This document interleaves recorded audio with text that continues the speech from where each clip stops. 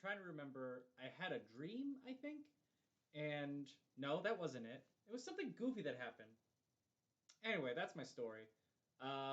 Welcome everybody. This is I have a theory, but I need more. Um, if you're looking for MERS, what was it? Multiple universes require I don't sustenance. Yeah. That is no longer a thing. That's gone. We are now doing. I have a theory, but I have a theory, but I need more. And yeah, welcome. I'm hearing myself double, so I hope that's not what's happening in real life. But yeah, that's the thing. All right, I'm going crazy. So we just finished watching, or I guess we watched a few days ago, episode 2 of the Falcon and Winter Soldier and the Winter Soldier. Um, First episode, you can go check the last stream, but pretty much a good introduction. By the way, today we have Buccaneer Aaron as permanent guest now, and Fade as most often permanent guest. And yeah, so hopefully everyone can hear you because I am not seeing any levels, but that's okay. Maybe if I bump up the desktop audio. I know I told you not to talk, but now I'm not actually seeing any voices from any of you. But I assume it's all good. Maybe chat will yell at me if it goes bad. Or you can switch over to the stream, and if you hear us, excellent. If not, then we're in trouble. This is literally every one of our streams, isn't it? Where it's like, uh-oh, is everything working? Just keep talking. You just got to keep talking. That's what I learned on all the things that said, just keep talking no matter what you do. You'll be fine. Because talking is content. Um, yeah. Yeah. Actually, while we're doing that, Aaron, would you mind getting onto Twitch and looking at the stream and seeing if you can, and listening if you can hear it?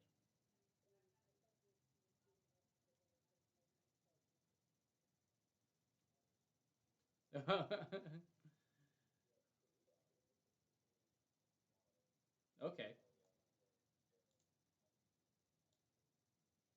How about that and that? Try that.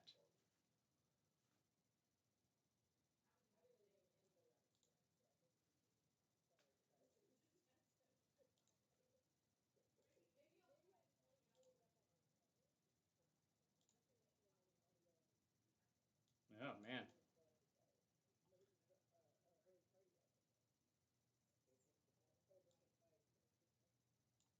Oh geez, that's gonna drive me crazy. So this is us figuring out our audio. Ooh.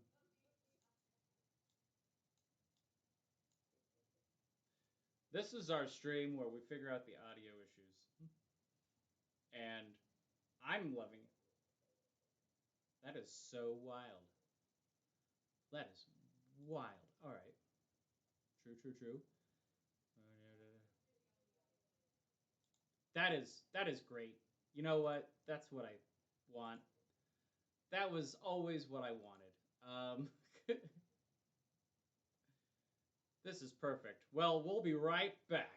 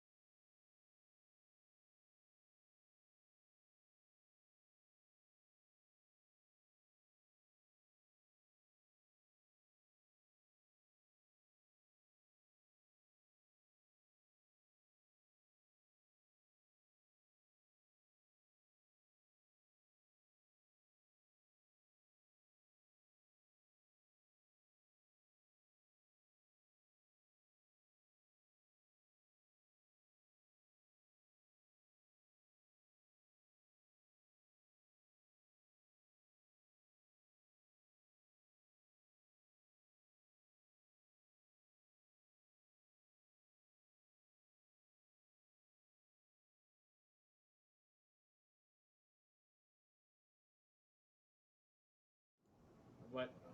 How's it going? Oh my God! There we go. There's audio now? Yeah. And Now I can control you guys and just go ahead and say some sweet stuff. Oh yeah, I'm on the how? stream very loudly now. All right. Oh. All right. Get off. Turn off that audio, Aaron. We don't want that. I'm closing it. I'm closing it. But yes, I was much louder than you on the audio. I think just I as a fixed it. heads-up. Everyone can say Okay. something. Go ahead and say something.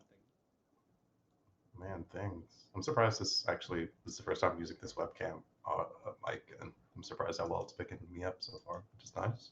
Great. It's great. I'm loving it. Okay. Let's do this over again. Welcome to I Have a Theory, but I Need More, where we do recaps, analysis, conspiracy theories about the Marvel shows as they come out on Disney Plus. With me in the room today is Buccaneer Aaron and Fade. You know what? Fade, Otis, which way you want to go? Because I keep going back and forth. I'm so now I don't used mind either. I'm so used to calling you Fade now that I forget your real name pretty often. That's fine. Fade is fine. I mean, That's what's one of my key, so I'm like that works. yeah.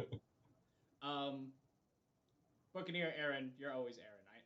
That one's easy for me. Yeah, I mean, it's a screen name or my name, which has my name is in the screen name, so I don't think you really need to distinguish between the two.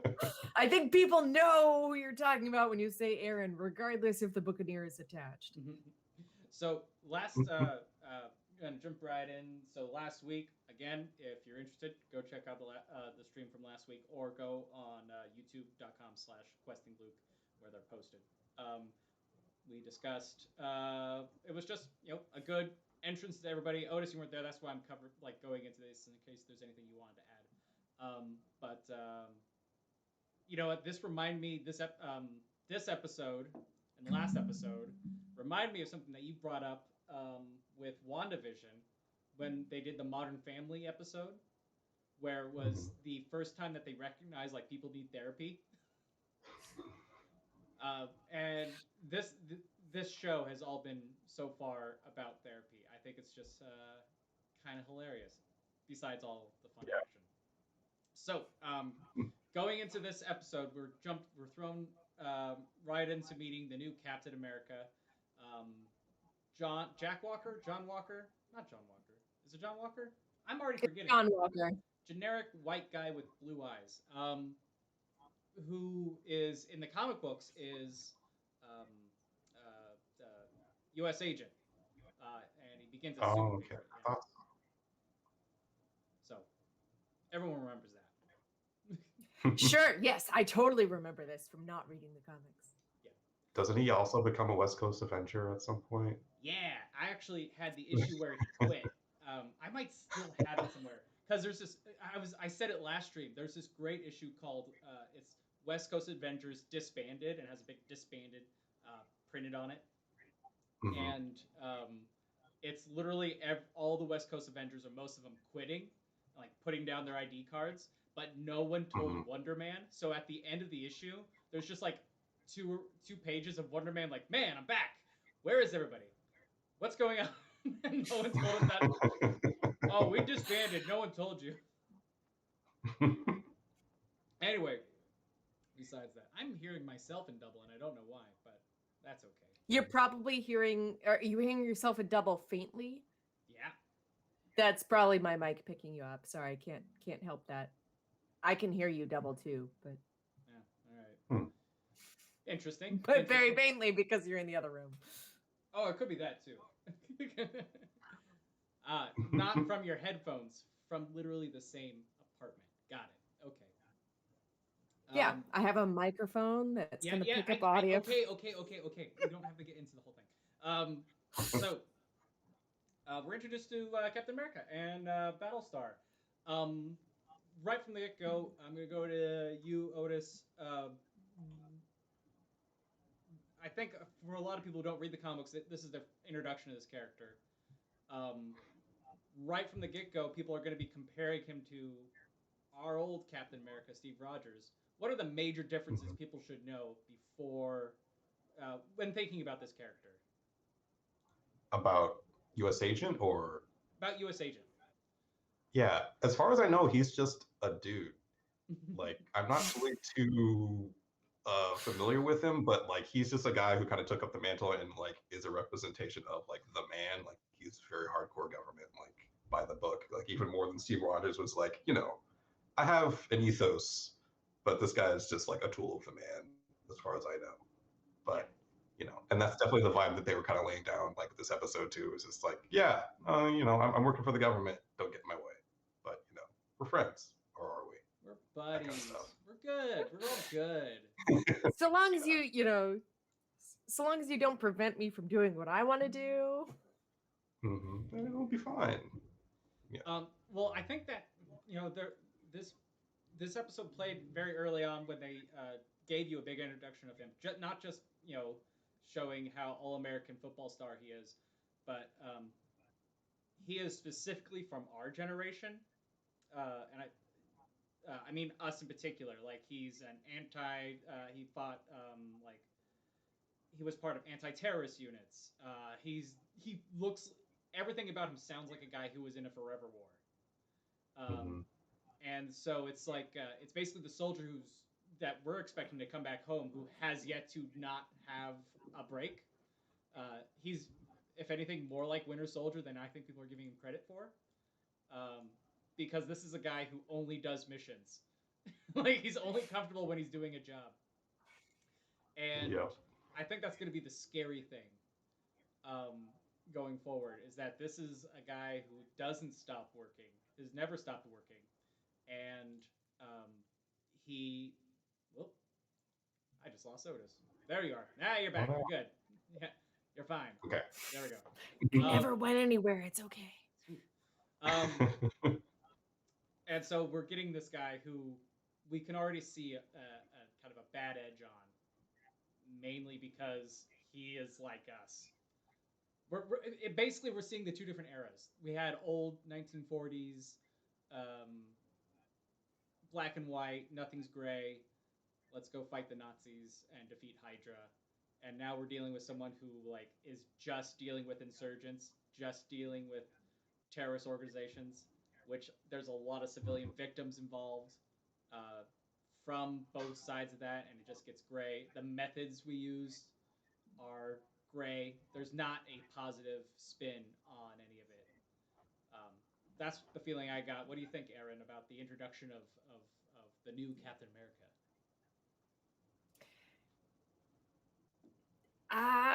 So the introduction of the new Captain America has been a little interesting for me.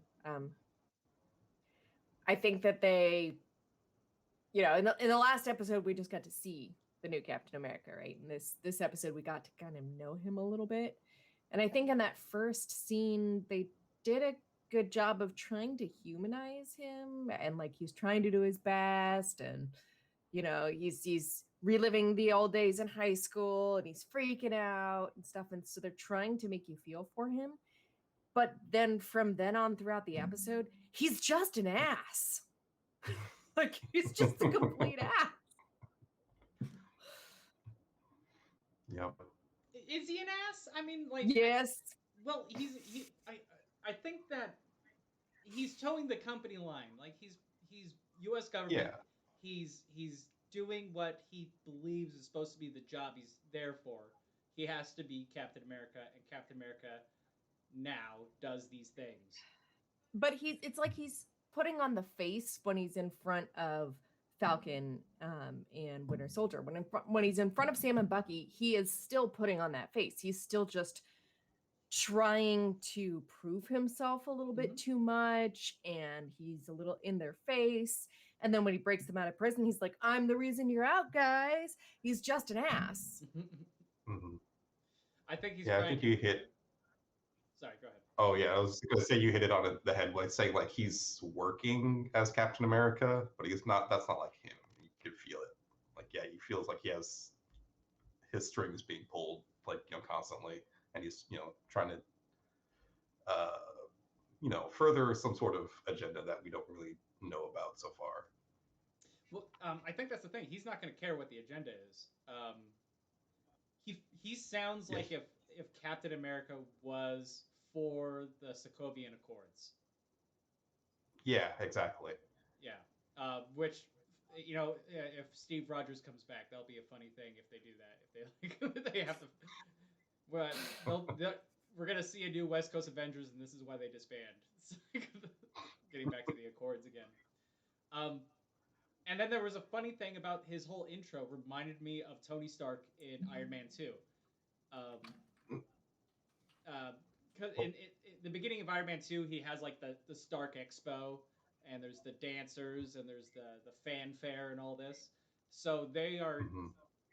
using Captain America in the same way. They're presenting him in the same way that Tony Stark presented himself, as a showman, as a showboat, and that's not his job. He doesn't know how to do that.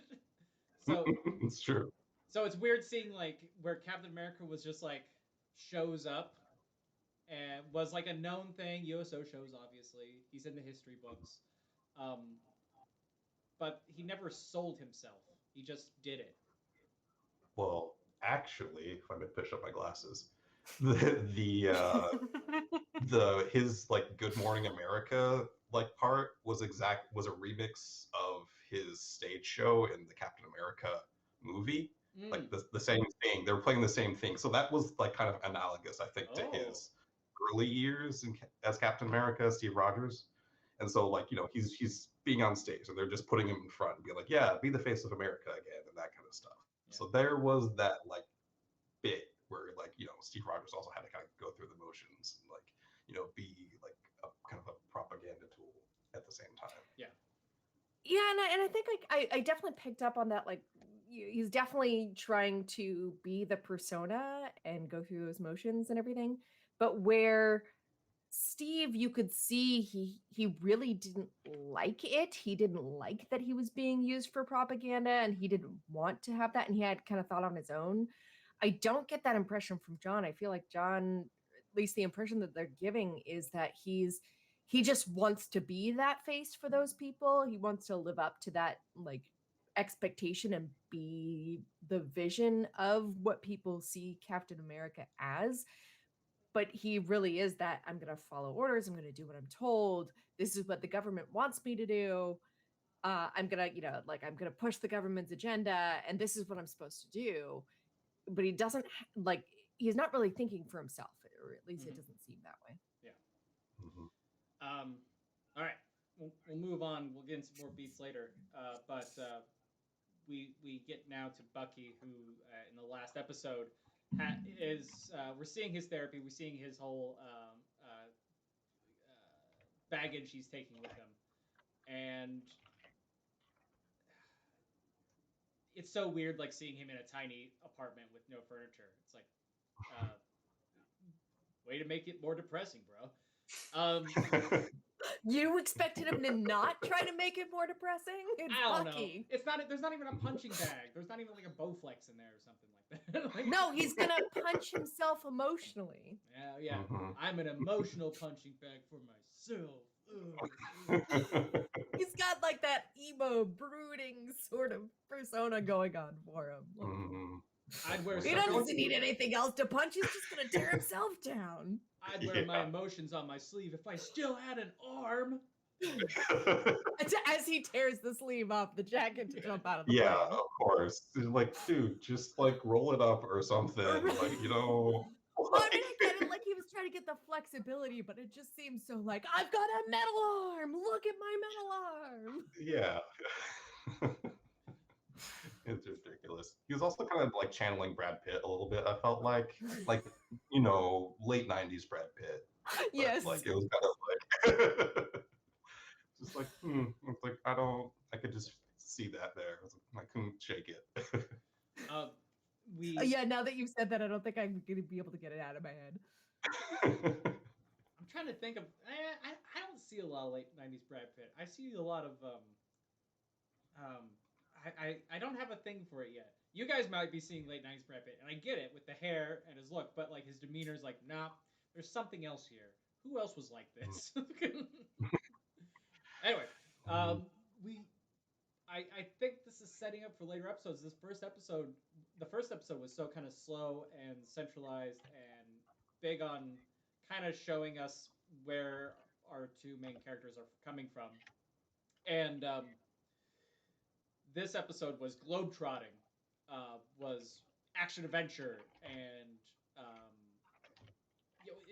I thought this episode was so weird. It jumped from because in the last episode we were in Louisiana, we were in New York. We didn't go too far from any of those places. And then this episode, oh, we're gonna go to Munich. Then we're gonna come back. We're going to Maryland. Then we're gonna go to where did they go after that? Oh, they went to the hospital, so they're probably still in Maryland. And then we get a shot of Berlin. Funny enough, though, they're only giving you the title cards for where the Falcon and the Winter Soldier are going.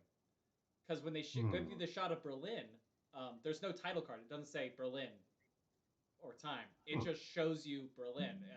You only know it's Berlin because of the park image, that statue that overpass. Luke knows it's Berlin because he's been to the park, but those of us who've not been to Berlin may not know that was Berlin. That is a famous statue, and around the corner is a statue of it's Berlin. It's Berlin. I believe you. I totally believe you. So I just thought it's funny. They started Munich, and now they're going to Berlin. Anyway, so they're going back and forth. I don't know what their layover is like because it's always daylight wherever they're going, and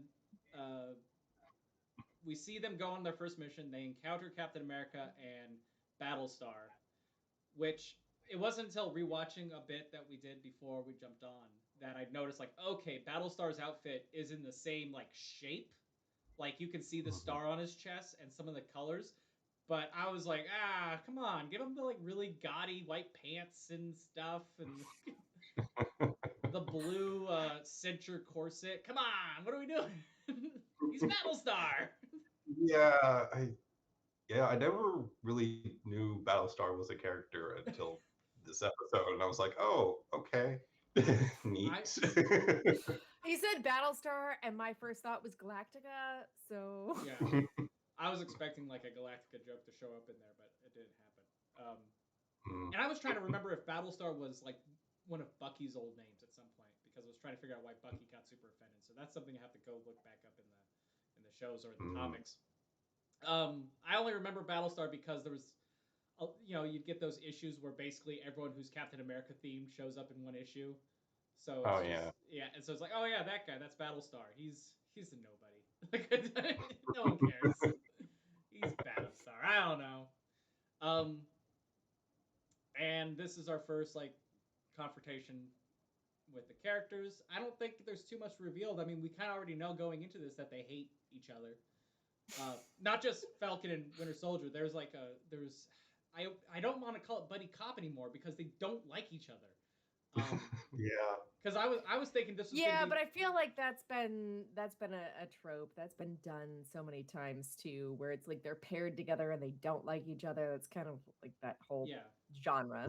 Like in the end, they're gonna find their they'll be best friends. Like they did the soul searching exercise. I know towards the end they're gonna have like a complete moment where they're just like, man, I do love you. It's just gonna be like that. It's gonna be that scene in maybe that's what I was thinking about. I was thinking about like not Billy Madison, one of the Chris Farley movies with Chris Farley and David Spade, and they're driving in the car and they just like had a big argument, and then a really sappy love song comes on, but they both refuse to turn it off, and by the end of it, they're both singing with it together and crying. Was that Tommy Boy? Tommy Boy. That's Tommy Boy. Yeah, I think. Yeah, I could see something like that coming up.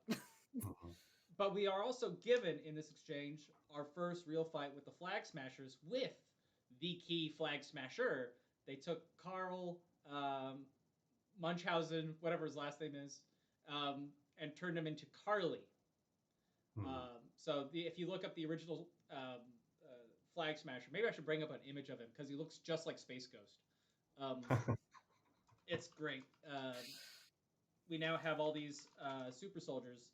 And again, like we said last episode, this is our first time coming back to the MCU post-blip besides the Spider-Man movie, where we're really seeing the ramifications of what life was like.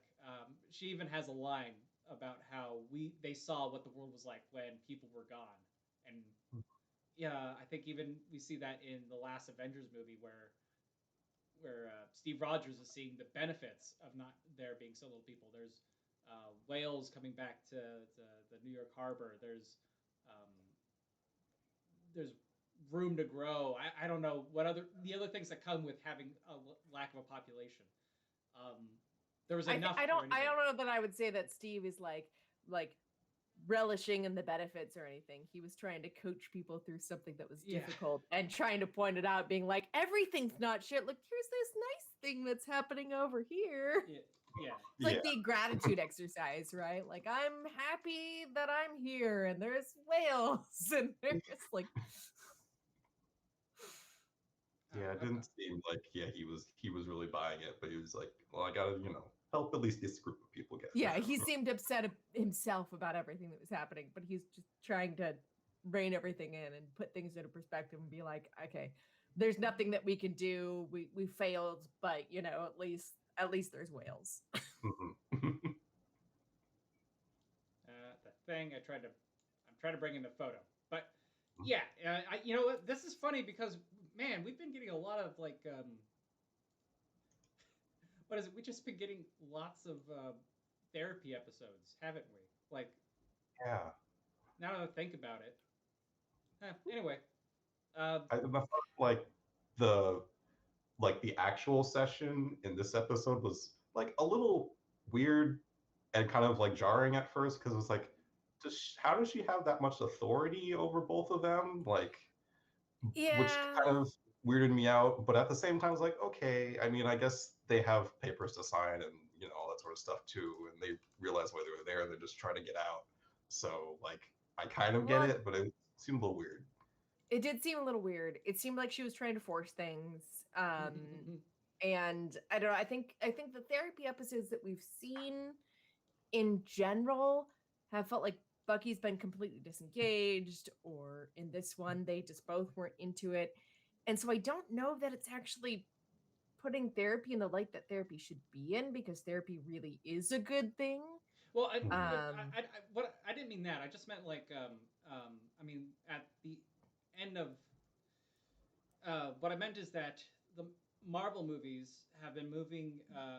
The movies, in particular, we see Tony Stark go through PTSD, and then when we get to the Avengers, we see a lot of, or in Civil War, we see just, or post Civil War, we're seeing Tony deal with realizing how his parents were killed, and then we're seeing Captain America do kind of group, not group therapy, or like just talking with other people as not support punching group. things, as support group. And so then we get WandaVision, which is going through all the steps of grief, and now we're getting two guys who desperately need therapy. No, it's just very interesting. I think it's almost like they've been like dipping their toe further into being very upfront with how damaged their characters are. Well, and they're normalizing mental health issues, Yeah, which I think is really, really good. By the way, I think that they're not doing therapy justice, but I think that they are normalizing mental health issues. Oh man, that gaze thing, that's a real thing. That's a No, it's all a real thing. They just kind of made it seem like a joke, which is not good. I don't know. I don't think I have anything to add. Yeah. Agreed. By the way, if you look on the stream, I put a picture of Flag Smasher. I wish I could just share images with you. He does look exactly like Space Ghost. I don't think this costume's going to show up in the show. I think Carly would look great in that costume. Yeah. Especially if she's carrying the mace. I'm going to be so excited if she shows up with the mace at some point. Oh, yeah. That would be pretty awesome. Anyway, we're going to leave him right there for a second. Yeah. So we get our first introduction to Carly, but we're seeing the Flag Smashers as like a group effort that, again, not necessarily evil. It's I think the biggest issue is trying to figure out their message, and I guess this is part of the spookiness about it, is that they're fighting for people who are, ever since the blip, needed help, and then suddenly after people come back, they're given the first in line treatment. it's like, hey, we saw that things were pretty good. Corrupt politicians were just suddenly disappeared, and now that they're back, they're put right back into the places where they caused the most harm, and then all of us who are left here to pick up the pieces are not treated any better. So they have this message that's very convincing. Um, but I guess that's how you get indoctrinated, and you join a Facebook group, and before you know it, you're storming capitals. Let's not. Oh God. How political can I get today? Yeah, it seems very strange that the people who were here, who had to deal with their loved ones disappearing, who lived this life of 5 years, and then these people show up again, are kind of being pushed aside, and the people who've been gone for 5 years are the ones receiving all the special treatment, the help that they need and everything. It's like, guys, we've been here this whole time, and now we're having to deal with like everything's changed twice. They literally blinked and they were gone and then back again. Nothing's changed for them aside from it's been 5 years since they blinked in again. Yeah. All right. We know their motives, and they are a small ragtag group, but they have tons of support.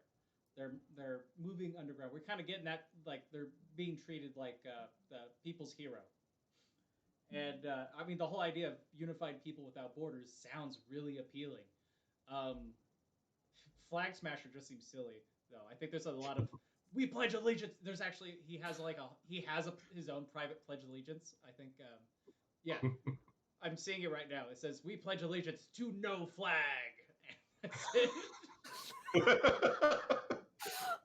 I mean, I kind of want to see where they're going with this, because I do kind of like the one world, one people motto and the concept. I just don't know how it's going to be executed. This actually. We did talk about government corruption in the last episode, so I'm wondering if we're gonna if they are kind of the heroes without because there's but how did we figured out that there's like a bunch of super soldiers in their ranks, and so we don't know how that happened. Yeah. And they're getting death threats from somebody for stealing something from them, and so who did they steal from? Who's threatening them? Who's this power very curious. Character? Yeah. And I'm gonna look up the word power broker in Marvel, because that's like the first time when I heard the word power broker, it's like I immediately thought the Shadow Broker. No, that's what I thought. But no, it's not the Shadow Broker. No. Yeah. Anyway. But it's the same type, though. Of like, a character whose information is their weapon, kind of thing. Like, I think that's what it's going to be. I mean, it is a character in Captain America comics, so we should look this up later. He does come up. Curtis Jackson. Anyway, so they're on the run. Hopefully to cause more havoc. We're introduced to Isaiah, which I don't know when Isaiah's comic came out. I know there was a recent run featuring the like experimentations on Black Americans to make a super soldier. That comic book came out. I now have to look it up. It was a while. Like the one I heard of was a while ago. Yeah, and I didn't know there was a recent one too. I think it came up again recently. Not this year or anything like that, but also kind of. This is now getting into like the dark nitty gritty of what makes Captain America Captain America, and it's also hard to tell, because I think in their conversation with Isaiah, it's hard to tell who he is talking about when he says he's been in prison for 30 years. Because he says it sounds like it's the U.S. government for sure, but it also sounds like everybody. Like there was basically no safety for him whatsoever. Everywhere he went, because he says, I went there, instead of coming back a hero, I was put in prison for 30 years and tested. Yeah, I don't think any of us are caught up on this comic line. Otis, what do you think of this introduction? Like, this is kind of a really dark moment. Yeah, no, it was pretty nuts. And like, so one thing I bet Lady Bit over here is probably excited that maybe it was Eli that was answering the door. I'm not sure if that was necessary, but it could be another Young Avenger for the Yeah. lineup. So Yeah, sounds like yeah, she's probably yeah, gonna be pretty excited about that. If that's but if that's Eli, then yeah. yeah, but yeah, it seemed like it was trying to bring back all the parallels to like the Tuskegee like experiments, all that sort of stuff. And meanwhile, he's been isolated and probably has to keep his powers and stuff a secret in order just to be able to live in that little house like in the middle of nowhere, like But in the meantime, he's just desolate and seems to be has been left for just to rot like in this house, with his grandson. Yeah. But at the same time, it seems like maybe one of those experiments succeeded. Maybe that's how the Flag Smashers came to be. It's unclear because they were probably trying to extract, they were trying to perfect super soldiers, and with his experimentation. So it's like maybe something happened with that. Maybe he'll come back. Also, is that actor the same actor that is the cop in Demolition Man, who is the like young cop who kind of comes out of nowhere and is like, "Oh yeah, I remember you. Like, you served together before you got frozen in ice," and he comes back. Anyway. Oh my God, is it? That's what I thought, and because I was just like, I know that face, and then like I watched that movie like kind of recently, but it was just like I don't know, but it seemed like a similar kind of context where it's like, oh, he's like another person who he's playing this like similar kind of character who's like post freeze or post a time skip who just like happened to be around the whole time, and now he's suddenly older and like but we hadn't seen him before, but now we're seeing him like after the time skip, and you're just supposed to know that he's there. I don't know. Yeah. It could be. We'll have to look that up. That'd be a funny. I don't know if that'd be a wink or like a little Easter egg. Like he did a similar role, but he was friendly in the last one. This one he's mean. Yeah. Justified. Carl Lumbly is the actor. Welcome to I Have a Theory, but I Need More, where we Google so you don't have to. Exactly. So what was the Demolition Man? Let me look it up. Oh, it was in the process of trying to look him up on IMDb and trying to get the actor's name that I didn't listen to the fact that you were talking about Demolition Man. That's actually something I do know is Demolition Man. Excellent. Oh, I don't think it's him. Taco Bell. I do not think that is the same guy. Yeah, because I think he would have been too old. Yeah, because I noticed they did a lot of like, so he has extra wrinkles in the scene. I could tell like, oh, that's latex. Like the way they wrinkled his face was like, oh, that's latex work. I've seen that before. So, which might mean we might get some flashback scenes. Honestly. Actually, yeah, we might. Because they probably aren't done with him yet. No, absolutely not. No, I think he's gonna be a much more prominent piece of this that's gonna play in. I think this was just kind of the teaser of let's introduce you to the concept of there's more super social soldiers, and then I think Isaiah's gonna come in there. I think Eli's gonna show up. There's gonna be a lot going on in here. Man, it's just like, what was it? Little bits of heroes that Hawkeye is going to just have to watch out for when that happens. Anyway, so we get the exchange with the police officers and Falcon. Again, having its I don't know when these episodes were filmed, but it's definitely having its fingers on the pulse of a policing and race conversation that we're having now constantly. And then we get them in. Then it turns out that Bucky has a warrant because he missed his court-mandated therapy. And that's where we get to the end, where suddenly new Captain America comes in and says, "Hey, I busted you guys out. Let's play as a team. I could be the captain. How about it?" And you need me. So, yeah, I don't know what to add to any of that besides that we have an idea of where they're going to be going next, and it's always going to be confrontational between um, the four of them. Partly because we're going to see this Captain America and Battlestar constantly trailing them because it seems like they have no idea what they're planning to do. Hmm. We then see the pan over Berlin without the title card, and we see that it's going to get to Zemo in his prison cell. Um, Yeah. I'm excited to see Zemo back. We Hmm. already know he's coming back because in all the trailers it's him pulling down his mask. Um, what do we uh, as an episode? What do we think about this whole thing? I guess episode thumbs up down. I don't know. I liked it. I felt like it moved at a good pace, and like we got a lot of more exposition about all of our characters and about the world post the blip. So like it helped flesh out the Marvel universe as well as like the series, which is nice.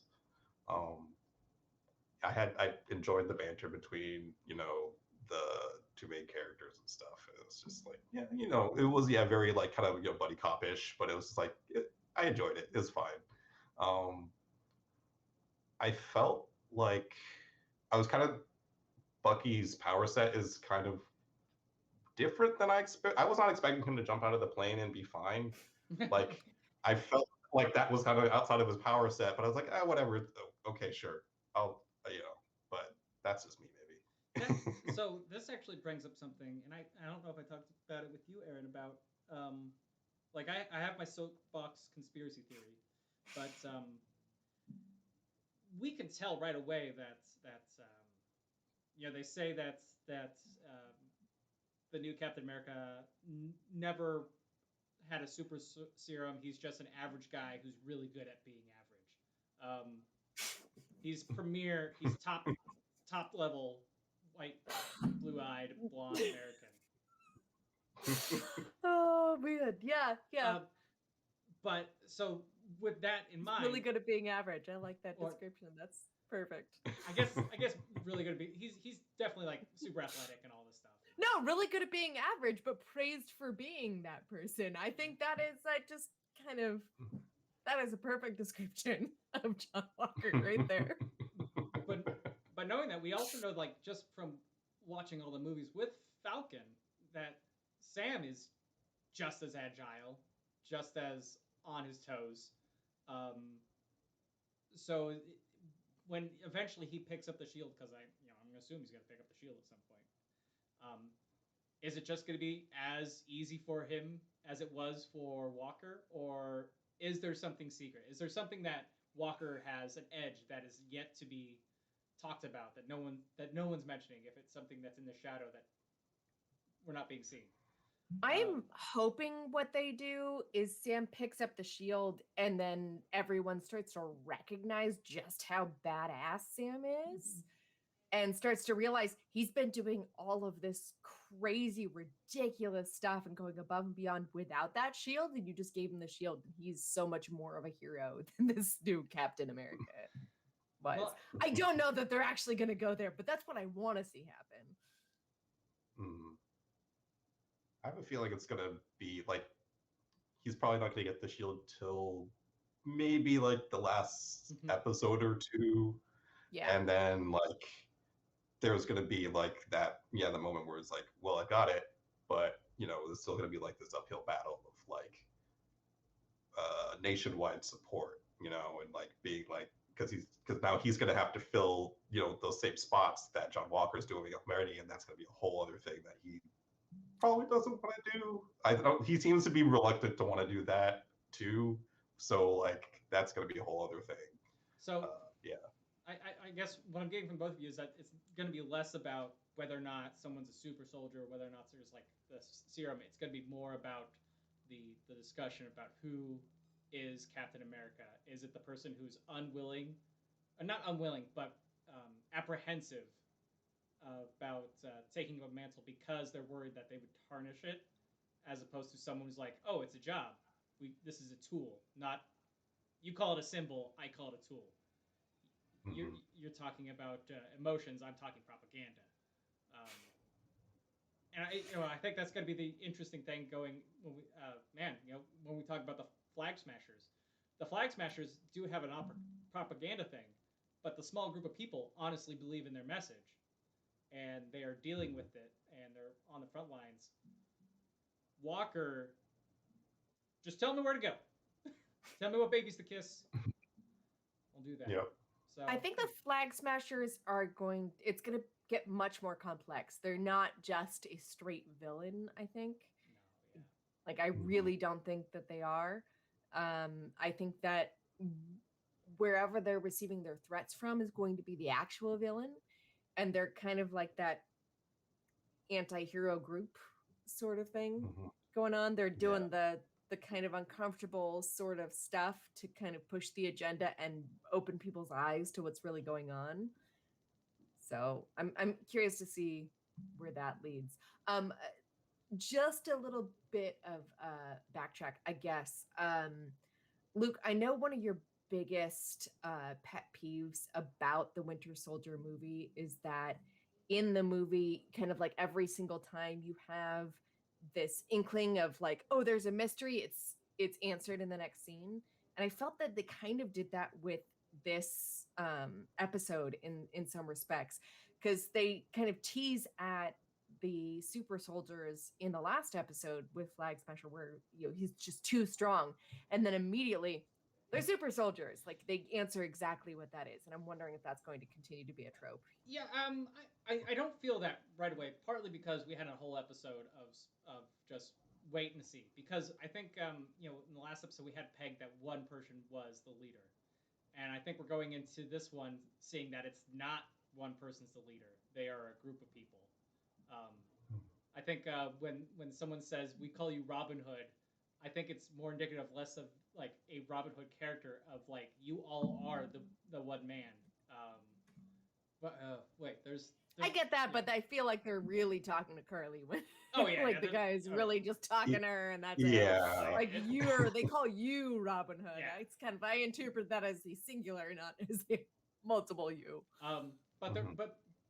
in being faceless, and being like an anonymous group, and then them all being people who were willing to subject themselves to a super soldier serum, um, I felt that. Did it kill any suspense? No, because we had a whole week to wait to find that answer. Um, or I guess I don't know if. Luke is fine waiting to find out something if it takes a week to get Totally, there. totally. That doesn't kill suspense. To find it out in the exact next episode, no, he had to wait a week. It's fine. Yeah, I mean we're watching week to week. I mean, come on. If it's 10 minutes, that's too close. No, there's literally one scene in that movie that pisses me off, and that's right before the elevator scene, the elevator fight scene, because it's like Robert Redford's talking to Steve Rogers, like, "Yo, like Nick Fury's a good man," and all this, and yada yada. And the minute Steve Rogers gets into an elevator, picks up his phone, it's like, "You got to deal with it." And it's like, you didn't even let us think he might not be the bad guy for 5 seconds. He immediately Yeah. was like everything that was supposed to like. I remember Alondra saying that Lady Benevere likes it because it's more of a ticking suspense of when there's only so much time before something goes wrong, or Yeah, well, and it there's just a time keeps limit. building and building. Like, yeah, they may answer something. It's not really a mystery, like she put it. It's more of a thriller. Like it just keeps building. There's something, they introduce something mysterious and new, and then you kind of see behind the scenes what's going on. So you know what's happening. You're just seeing how it plays out. I feel like this is going to do something very similar. Like they give you all the pieces as they're happening. Like so much more than what the characters in the show do. Like you see all the different pieces and everything. But I'm just wondering if it's going to start bothering Luke as much as that movie. No, I don't think so, because this is like it's still feeling like a procedural almost. It almost feels like, I mean, granted, there's not like a mystery solved at the end of the episode, but it's feeling more like 24, or it's we're gonna get, we know their next place they're gonna go to, and while we don't like characters, we still don't know what their motives are. We kind of have an idea that Walker is just there to do his job, and he won't let anything get in the way of doing his job because he is he's a company man. He's for the he's a soldier, perfect soldier. Um, we know what's at stake for Sam and Bucky because their stakes are a lot more emotionally based. Besides what they're dealing with Captain America, but dealing with the things that they have at home. So I'm still excited because even like literally, if they solve all the issues next episode, that still means episode 4 is how are they going to save the boat? Yeah. like I'm still like, man, if next episode they just like, you know what, the Flag Smashers, turns out we're all just normal people, everyone else got weaker after the blip. They haven't had 5 years to train like we have. Yeah. We've been training for They've just been training for nonstop. So Luke, I think I have a be conspiracy hilarious. soapbox to step Okay. on too. Well, all right. So let me just like, if they could solve all the geopolitical issues, the GRC comes in, it's like, hey, like whatever, like we solved all of it. Everyone's gonna be taken care of. That can happen. Next episode, what is it? Bucky still has to go to therapy. Sam still has to save the boat. Fuck. Yeah. What's the next thing that happens after you that? gotta know these things. Yeah. Exactly. They saved the boat, but guess what? Is his sister gonna start her like shrimp empire? Like what's going Like on? he doesn't have to sell the boat, yeah. but now there's like something hit the boat and he's gotta like fix it. That's so wild. Like basically half the population of everything went away, right? So that means half the shrimp boat captains disappeared. But that also meant there was half as much shrimp. Now all that rest of that and shrimp half as many people to buy the shrimp. Just think, there's a huge chunk of shrimp that just arrived, but now you have all these fishermen just like picking that shrimp up. What am I talking about? All right, before I get on my soapbox, Aaron, you got a soapbox conspiracy? I got a soapbox. We were talking last week with Alondra about the possibility of this really being the government is super corrupt, and we're gonna now see the Avengers take a stance against the government because we had, they're trying to get Vision or Cataract. They rebuilt him, and they're like, there's really something going on behind the scenes here.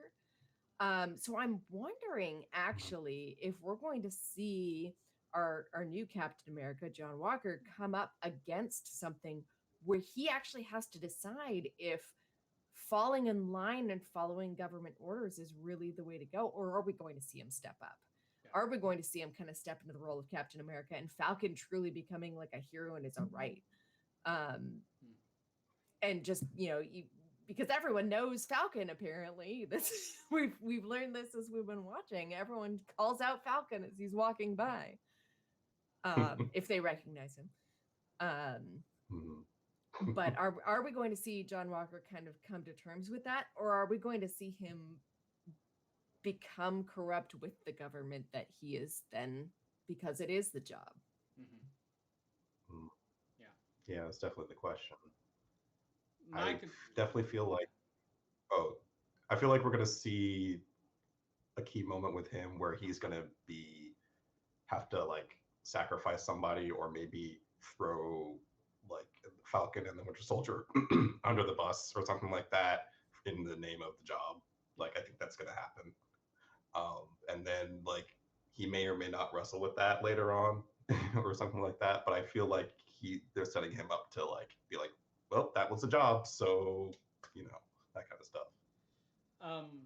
My soapbox has more to do with.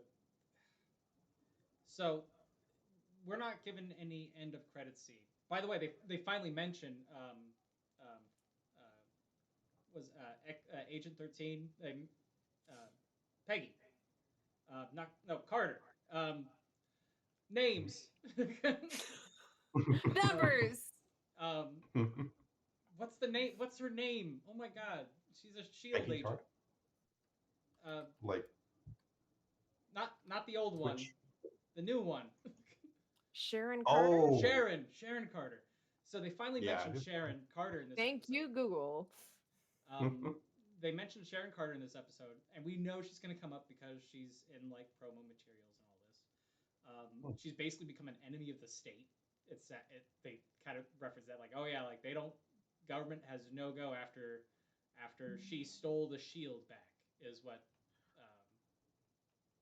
they say. Right. Who knows what happened there? But awkward turtle moment, by the way. Steve went back in time and spent an entire life with Peggy. You know, they grew old together. But like he kind of started dating Peggy's daughter. Yeah. Yeah. Anyway, all right. We know it's a little weird. Family reunions get a little strange. It's quantum. We know Yeah. it's not like we know that like Sharon's not his daughter, but still it's weird. Yeah. It's a little weird. All right, but that wasn't my conspiracy soapbox.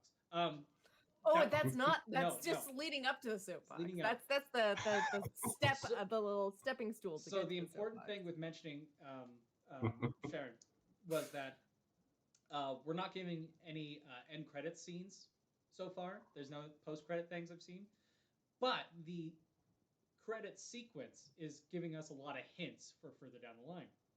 So we see like kind of a spray paint image of her with a gun. So it's like, all right, well, there's not much to add to that. It's just her with a gun. She'll show up later. Easy peasy. We see like purple spray paint Zemo mask, which is like purple, good on you, because it's originally purple in the comic books. We see the brass monkey, which has to do with so the brass monkey or it's either the brass or bronze monkey is a bar in this kind of made up Southeast Asian town. And it is where a lot of mutants end up hanging out at. It's where Wolverine lived for a long time. Yeah, it shows up, and it's a made up city. I think they even mention it. It's like come visit. Like one of the spray painted posters brings it up. So we could be getting mutants, right? Which also could lead to us. This could be the inclusion of the X-Men, but it could also have to do with super soldiers. Like this is where all the freaks. This is where the experimentations happen after. Luke was convinced there were going to be mutants in the last series, so I'm because at some point it's going to happen. It has to happen at some point. And we're talking about super soldiers. So now he found another theory about the mutants showing up. Look, we're getting to the point where they're going to have to show up because like whether they're not going to be, they're not. Who knows? They're going to be born mutants or not. I don't know.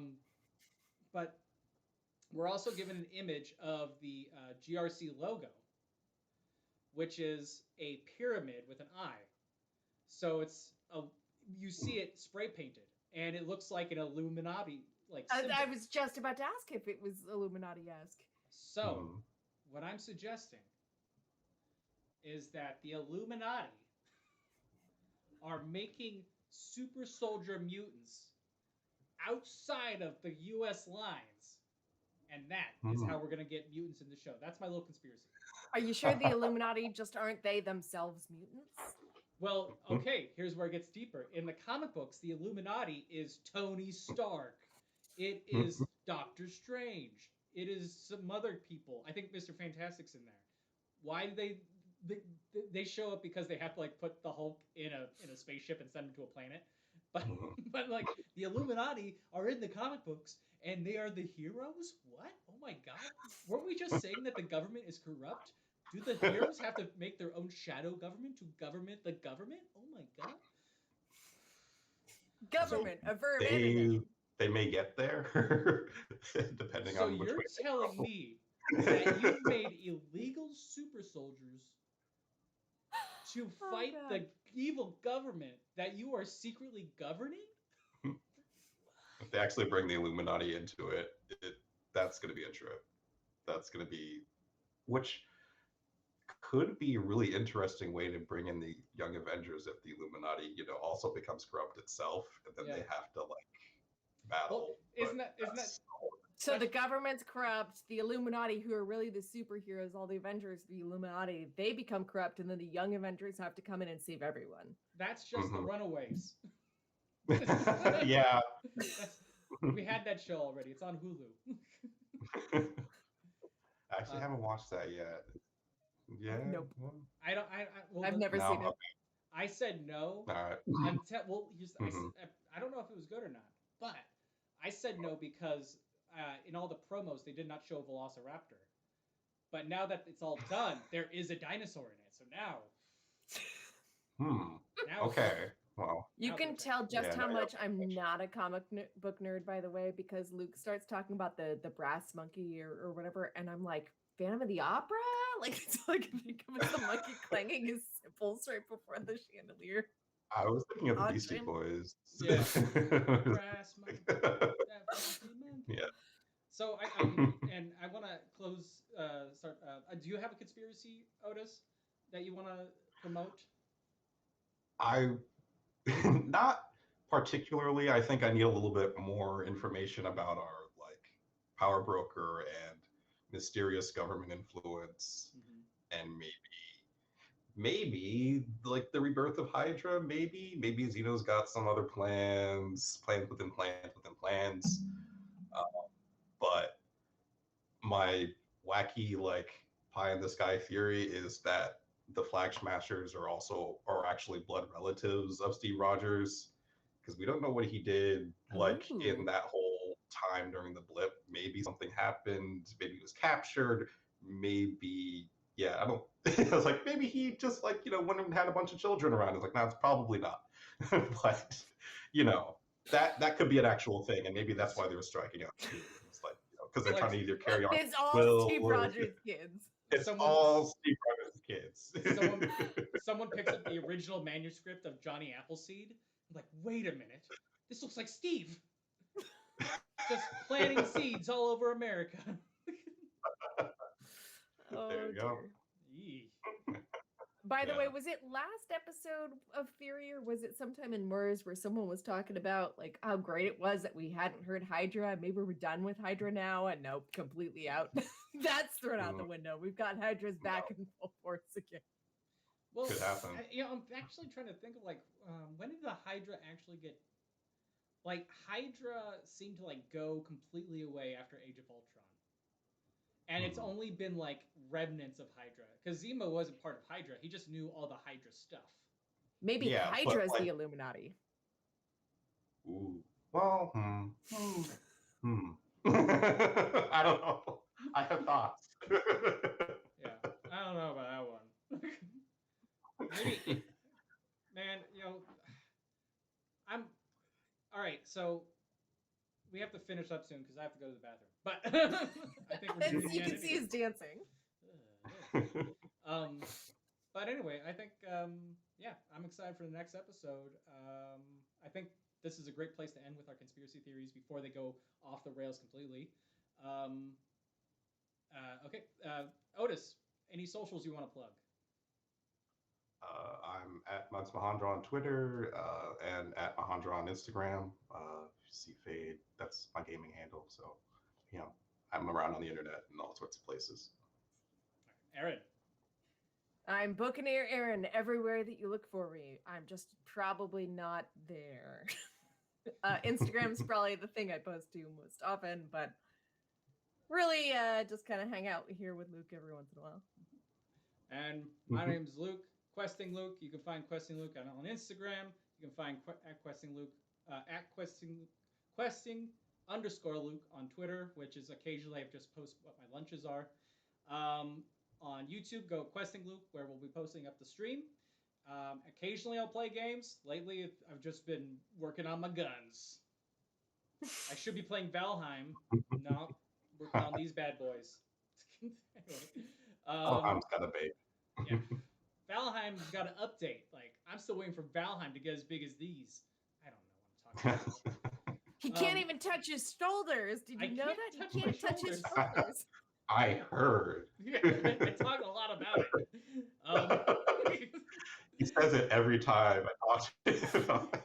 I just love that. They're like, I can't do it. I'm like, oh yeah, you mean this? Stop it. And then you can also join our Discord, the questing group. You can look on the About page, and there's a permanent link there. Anyway, thank you very much for joining us. We'll see you next week for the conclusion of everything and the startup of the What Happens to the Shrimp Boat adventure. All right. Bye-bye. That's it.